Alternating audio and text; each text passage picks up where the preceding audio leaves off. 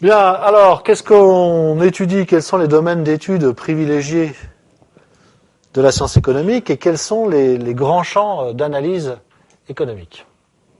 Alors, évidemment, il existe plein d'objets d'études de la science économique. On peut parler des principaux. Alors, les principaux, c'est la question de la valeur. Que vaut les choses?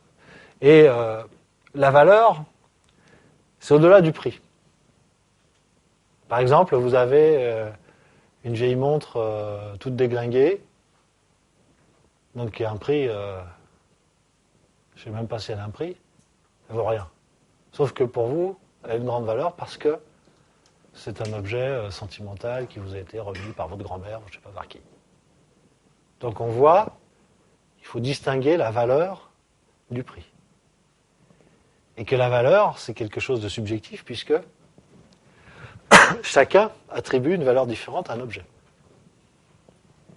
D'accord? Mais en même temps, c'est pas sans rapport la valeur et le prix. Parce que en fonction de la valeur que vous accordez aux objets, vous allez trouver que le prix proposé par le marché pour cet objet est élevé ou pas. Si vous accordez une grande valeur à un objet, vous aurez tendance à trouver que son prix est raisonnable. Autrement, je ne sais pas si vous faites pas si vous n'êtes pas du tout intéressé par la nature, un filet à papillon, pour vous, ça n'a aucune valeur. Et même si ça coûte 0,5 €, c'est cher, parce que vous n'en avez aucune utilité. C'est simple à comprendre. Donc il y a un rapport entre la valeur et le prix. Donc les économistes sont très intéressés par savoir ce qui détermine la valeur, et puis pour savoir comment se forment les prix et les revenus. Nous, on verra la valeur, on n'en parlera pas, mais on verra la formation des prix et des revenus, parce qu'on va étudier le fonctionnement des marchés. Que les prix, dans une économie de marché, se déterminent sur les marchés. Donc ça, c'est un thème très important. Le thème de la production. Comment on produit? Quelles sont les méthodes de production? Quel est le calcul économique de l'entrepreneur? Mais c'est aussi, au-delà de ça, la production, c'est toutes les sciences de gestion. C'est-à-dire comment fonctionne l'agent essentiel de la production, à savoir l'entreprise. Donc là, vous avez toute l'UE7 de management qui est comprise dans cette problématique d'étude de la production. Les échanges marchands. Évidemment, on est dans une économie de marché. Et qui dit marché, dit transaction. Et qu'on est dans un monde où règnent les transactions, en plus monétaires, c'est pas marchandise contre marchandise. Donc là, on étudie précisément comment se déroulent les échanges marchands. La dépense. Qu'est-ce qui motive la consommation des ménages? Qu'est-ce qui motive l'investissement des entreprises? À quoi les entrepreneurs sont-ils sensibles pour investir? Ce sont des éléments importants, c'est le troisième temps de la valse économique. Évidemment, la monnaie et le financement de l'activité économique. On ne peut pas réduire, comme beaucoup le pensent, l'économie à la gestion de la monnaie. Mais les systèmes économiques contemporains sont des systèmes monétaires, reposent sur l'échange monétaire.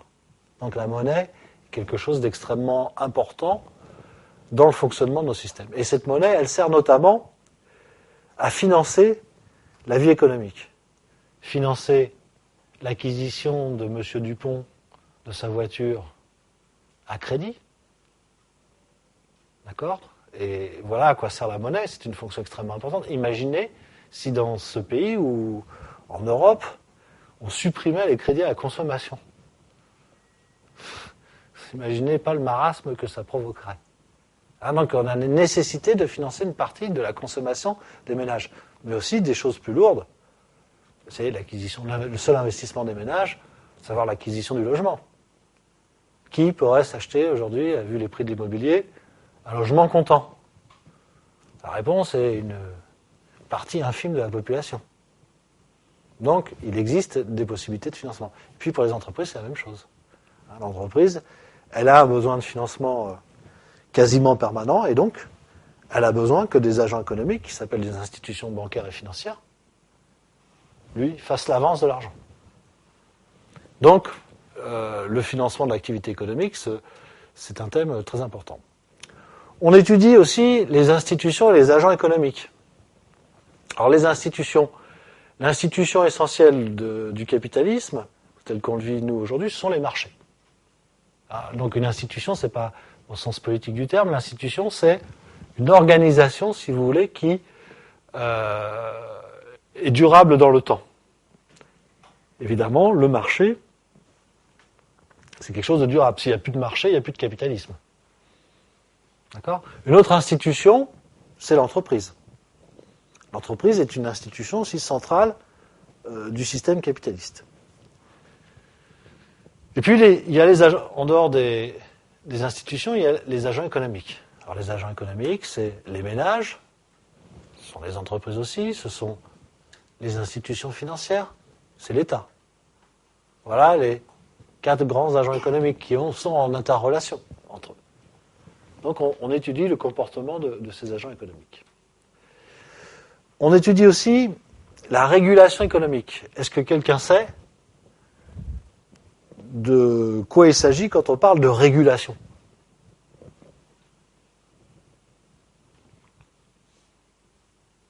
Non, personne ne connaît la régulation. Alors, la régulation, c'est maintenir un système en équilibre, en bon ordre.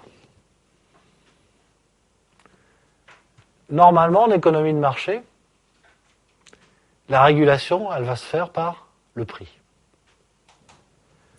Imaginez, on a besoin de 30 tonnes de pâtes pour nourrir une population, et donc la demande est de 30 tonnes, et les entreprises ont produit 60 tonnes de pâtes. Donc il y a une inadéquation entre l'offre et la demande. Qu'est-ce qui va se passer ? Eh bien, le prix des pâtes va s'effondrer, de telle sorte que les gens vont demander plus de pâtes, ils vont les stocker, ils vont peut-être pas les manger tout de suite, et que les offreurs vont accepter de vendre à ce faible prix parce qu'ils doivent se débarrasser d'un produit qui, somme toute, est périssable. Et donc, ce déséquilibre, 30 tonnes de demande, 60 tonnes de production, va se résoudre grâce au mouvement du prix. Donc la régulation sur les marchés, elle se fait par les prix. C'est l'inverse. Quand un produit est très demandé et peu fabriqué, son prix augmente. Ce qui fait diminuer la demande et ce qui incite aussi les producteurs à produire davantage de biens. D'accord ? Donc la régulation, normalement, dans une économie de marché, elle se fait par le prix. C'est théorique. On verra justement que dans un certain nombre de situations de concurrence imparfaite, le marché ne joue pas ce rôle de régulateur et que les prix sont plutôt rigides à la baisse. D'accord ? Donc, parfois, la régulation par le marché n'existe pas ou est insuffisante ou est inefficace. Donc, il faut trouver une autre régulation. Et la deuxième régulation économique qui peut exister dans notre système capitaliste, c'est la régulation par l'État. C'est l'État qui, par la règle, par la loi, va imposer un certain nombre de choses. Par exemple,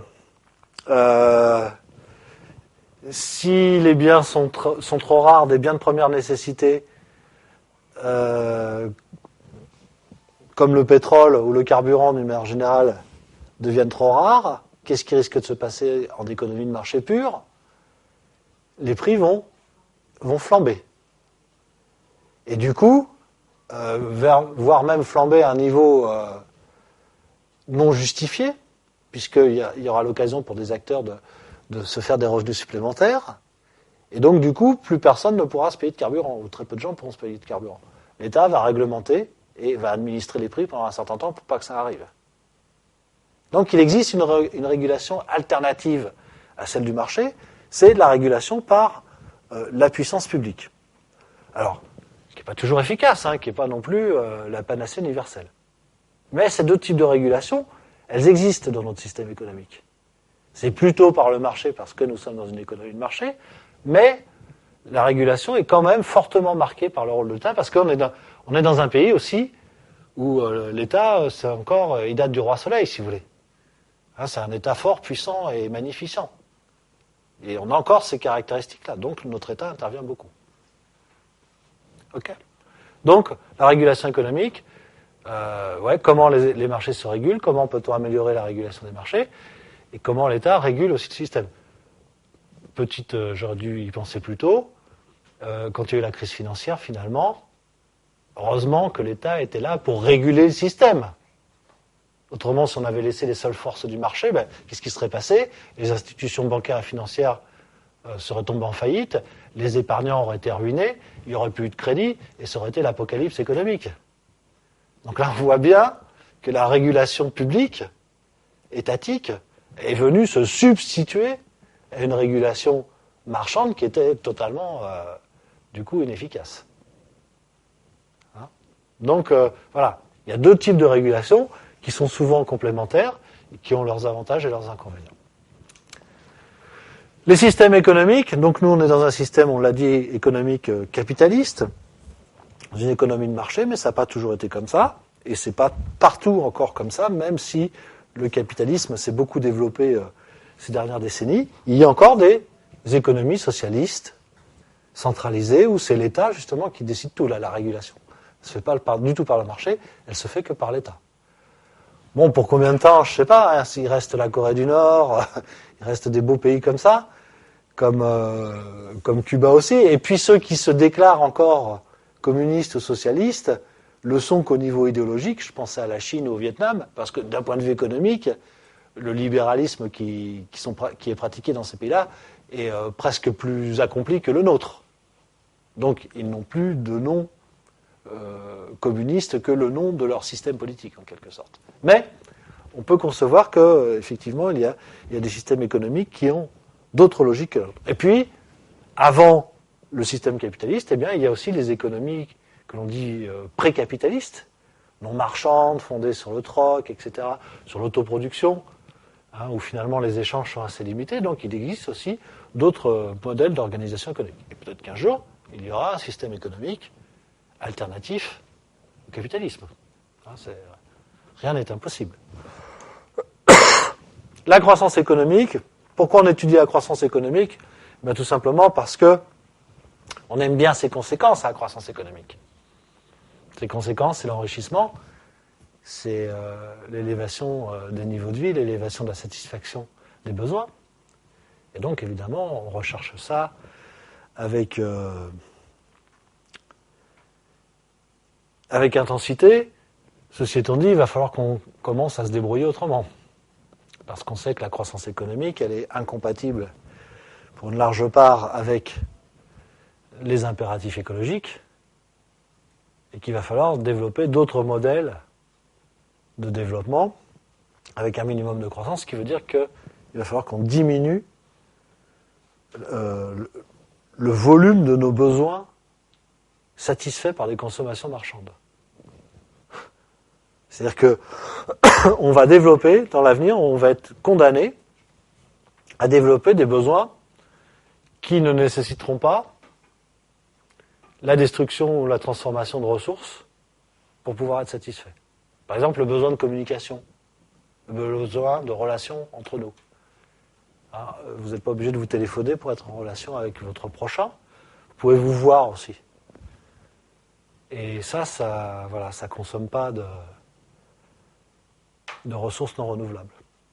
Probablement, nos systèmes économiques vont évoluer dans cette dimension-là, avec probablement moins de croissance, mais la satisfaction de besoins non marchands, ne nécessitant pas de production physique, hein, mais en même temps qui amélioreront la qualité et le niveau de vie des populations. Donc, pour l'instant, la croissance économique. L'emploi et le chômage, liés d'ailleurs avec la croissance. On sait très bien qu'aujourd'hui, l'emploi, il est directement corrélé au niveau de croissance. Quand la croissance économique est élevée, l'emploi augmente et le chômage diminue. Hein, donc ce schéma simpliste a quelques limites, mais en gros c'est ça, quoi. Bon, l'emploi et le chômage, c'est très important, puisque si l'économie est au service de l'homme, on comprend très bien que l'emploi dans nos sociétés, c'est l'accès à un revenu. Donc s'il y a des hommes qui n'ont pas accès à l'emploi, durablement, ils n'ont pas accès à un revenu. Donc le système économique, il n'est plus au service de l'homme. Donc on est très intéressé par ces problèmes d'emploi de chômage. Pensez aussi, et je crois que cette pensée, il faut qu'on l'ait, hein, même si elle est un peu cynique, quels seraient les désordres sociaux dans une société où il y a 3 millions de chômeurs, 5 millions de chômeurs, 3 millions officiels, mais 5 millions de personnes qui souffrent quelque part d'un manque d'emploi au minimum. Si on n'étudiait pas l'emploi, la manière de lutter contre le chômage, et s'il n'y avait pas une protection contre le risque de chômage, imaginez les risques d'explosion sociale. Donc les problèmes de chômage et d'emploi sont des problèmes qui sont récurrents chez les économistes, parce qu'ils sont porteurs de risques sociaux très importants aussi.